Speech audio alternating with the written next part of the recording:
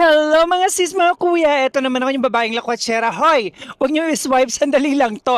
Ito na nga, nagkikrave ako sa hilaw na mangga. Gusto ko yung sasaw sa bagoong, pero hindi yung bagoong ha, yung patis or bagoong na isda. Doon ko siya isasaw-saw. Ang problema, July na ngayon, wala na masyadong hilaw na mangga or minsan, alam mo yung pahinog na siya ganun. Kasi dito sa Las Vegas, pag springtime, mga March hanggang May, merong mga bubot na mangga. Meaning yung mga baby mangoes, green siya, napakalutong siya. I think galing yata yun sa Mexico.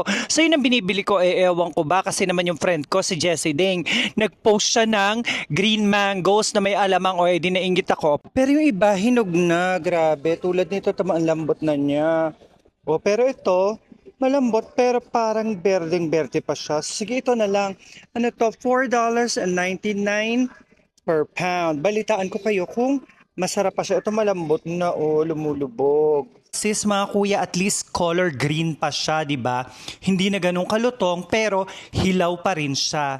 Ito yung sinasabi ko sa inyo, bagoong isda, bagoong balayan.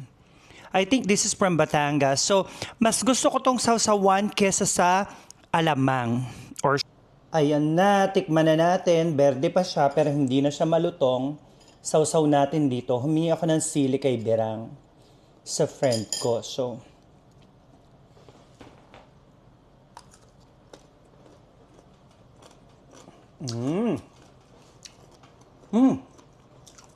sarap. Maasim.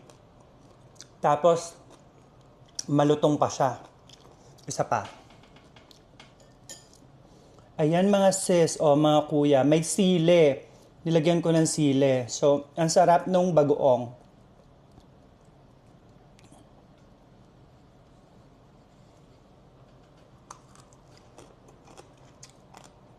Ang sarap. Asim. Ang asim. Ang sarap ng sawsawang. Maalat tapos ang anghang. Mm.